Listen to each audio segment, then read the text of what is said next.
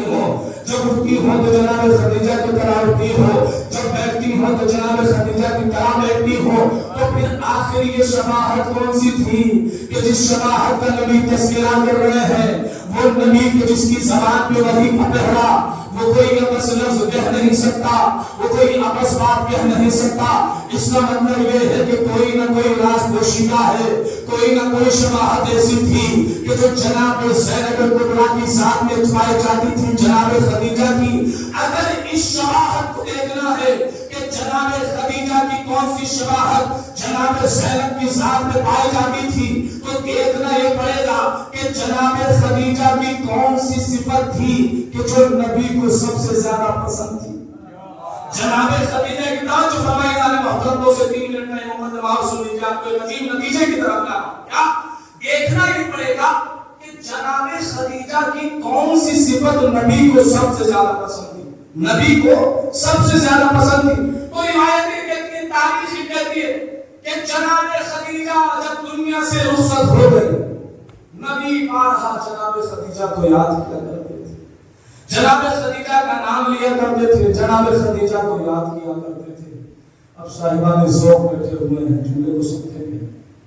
جب جناب خدیجہ کا نام نبی کی زبان پہ آتا تھا تو جو گھر میں بیویاں تھیں ان کو اچھا نہیں لگتا تھا، دلوں پہ گرا گزر جاتا تھا، سخت گزر جاتا تھا۔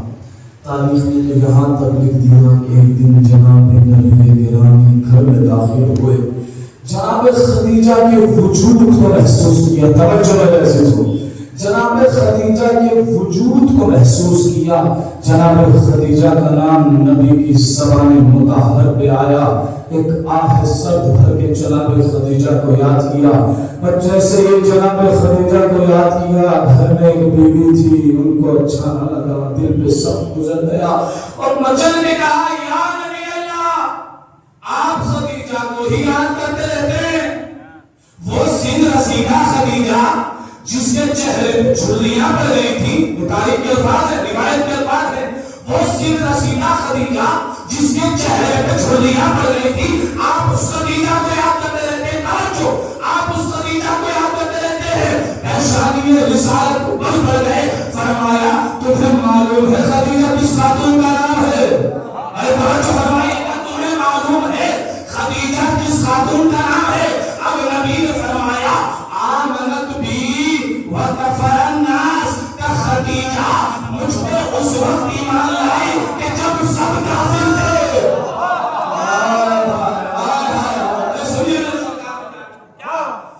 آمنت بی وکفر الناس، خدیجہ مجھ پہ اس وقت ایمان لائی کہ جب سب کافر تھے، جب سارا مکہ کافر تھا، جب سب کافر تھے، خدیجہ مجھ پہ اس وقت ایمان لائی جب نبوت جھٹلائی جا رہی تھی۔